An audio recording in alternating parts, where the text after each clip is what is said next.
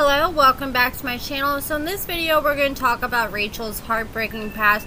We've talked about it a little bit about why she says she dates inmates. She's notorious on the show. She says this is her third inmate she's dated and she swears the third time's a charm. But we know the third time isn't a charm because she just filed for divorce again a few weeks ago. Doug's had a new girlfriend since May. So we're going to go into her interview she had on the Escape the Reality podcast and go over her Instagram post and a few other things, going more into detail about the past inmate she dated who passed away. And this is who she's talking about. She dated a man named Curtis. She posted this on IG. This man's name will live on. I'll never ever forget his name or our memories. I would not be where I am today without him. His name needs to be known and forever celebrated. He worked hard on his own till his last day. I don't care about hashtags at this moment. Prior to his passing, he had his own place, a job, his own money. So believe it or not, inmates can succeed. They are among us. People with the past can change when they are ready. We cannot change people. He did the most with his time outside of the penitentiary. So on the Escape to Reality podcast, Rachel went more into detail about this relationship. She said Curtis got out of jail, and when he was recently released from prison, he reached out to her on Facebook, and he had lost all contact with his family, and he was pretty much alone. And he came out of prison, had to build a life for himself, and he messaged her on Facebook one day, and she's like, oh my god, this guy looks super scary. He had tattoos all over his face and everything, and he kind of looks like Doug. I hate to say it. So Rachel decided not to judge him based on his appearance, and she said he was open, he was honest with her about his past, his history. So he ended up asking Rachel out on a date, and Rachel didn't get asked out on many dates, so she ended up saying yes, and they went out and they started dating. So Rachel said on the podcast, so we go on a date, he explains to me about his history. And he told Rachel, yeah, you know, I did 4 years in prison. Nobody ever wrote me. Nobody ever visited me. And it truly, really bothered him. And that was something that came up all the time throughout Rachel and his relationship. He always talked about how lonely he was and how he had nobody. And whenever he was having a moment, a hard time, he was like, well, you don't know what it's like to be alone. You don't know what it's like to have people you love and depend on abandon you. You don't know what it's like to live in solitary confinement. Because he had lived in solitary confinement for 23 months out of the 4 years that Curtis was in prison prior to his release. And it was the 23 months leading up to his release.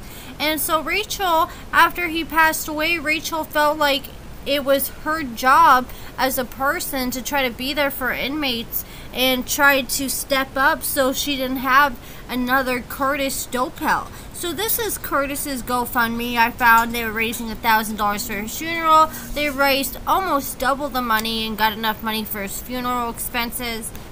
And I also found his obituary that says he passed away in December of 2016 at the age of 32 years old.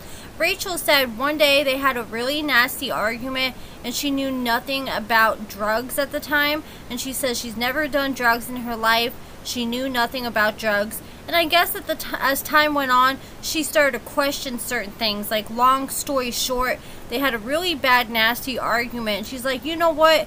I'm done. I'm not going to tolerate you yelling at me or disrespecting me, so have a good day, kick rocks. And the next day, I mean, we didn't talk. I didn't hear anything from him.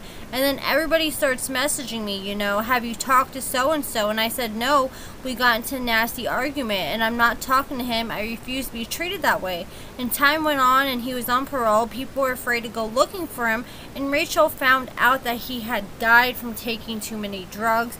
And it was awful, and it really, really changed Rachel's life and the way she looked at things. And she said after that, she tried to find ways to heal. She started volunteering at drug clinics. She wanted to help others and help rehabilitate people.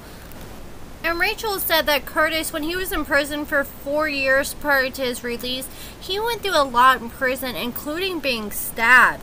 And she said they argued a lot, but she said their sex life was fantastic. She said they had a very passionate, different hot sex life.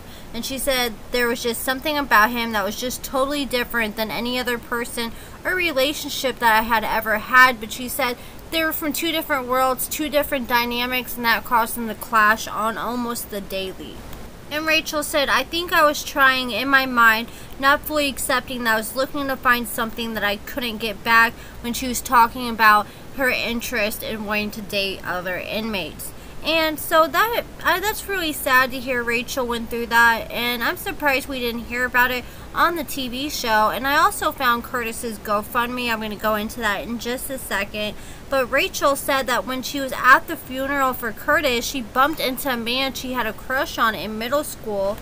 And they met at the funeral, and then literally like 10 days later he got arrested, and Rachel began writing him in prison because she felt like it was her obligation to try to be there for him so he wasn't alone like Curtis says he was. So she was mainly motivated to write him due to what her deceased ex had said about the loneliness that he went through behind bars. Rachel said that he really wasn't romantic in the beginning, but they started talking for a while, and then eventually they just quit talking, and Rachel ended up going on and meeting her husband, which was, she ended up marrying and finding out that he was on heroin, and then they ended up divorcing. This is Rachel's ex who passed away's GoFundMe. It says, on December 19th, mine and my family's life changed forever. My brother Curtis was taken from us way too soon. Back in early August, he was released from serving 4 years in prison and finally had his life on track. During these short 4 months, he was able to put a roof over his head, stay healthy, report whenever need be, and just stay positive in general and keep a good head on his shoulders. He made it a hobby to keep himself physically and mentally fit and keep himself busy at all times.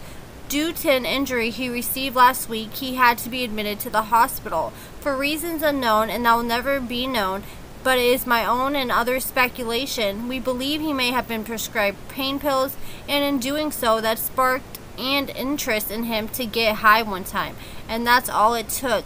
My brother has struggled with and had finally overcome his substance abuse problems.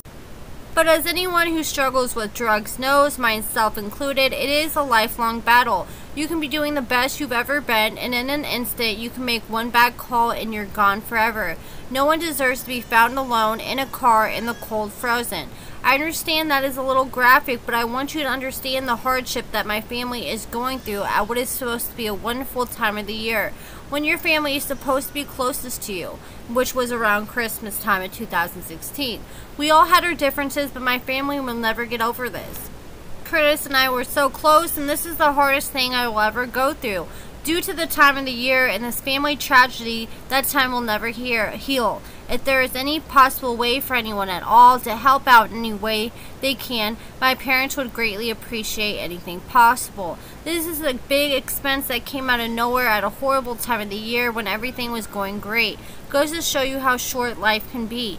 Thank you all who have reached out and that have prayed for my family. You have no idea how much it means to us. I wish you all a Merry Christmas. Keep your loved ones close. I love you, Curtis. That is very sad. That's very heartbreaking. And it's just sad that Rachel had to go through all that. I can definitely feel for her because I had a similar situation. I was dating this man. We were together, and he just got out of rehab. He was doing good, and he ended up relapsing, and when he relapsed, his friend ended up robbing a drug dealer, and he ended up getting beat to death, and his body was found in an abandoned house in Kansas City, Kansas in the backyard. And I kept trying to get a hold of him the whole time, and finally he didn't have a Facebook or social media, and his phone kept going to voicemail. And finally, I got a Facebook request a few days later, and I said, "Oh my God, where the hell have you been? Did you fall off the face of earth?" And it ended up being his sister, and it was his memorial page, and I found out he had passed away. And that changed me so much. That was my first big loss before my dad passed away. So my heart goes out to Rachel. But, you know, at the same time, she can't let him emotionally manipulate her to feel like she has to be there for all inmates. She needs to do what's best for herself. But that's it for this video. Rest in peace to Curtis Doppel.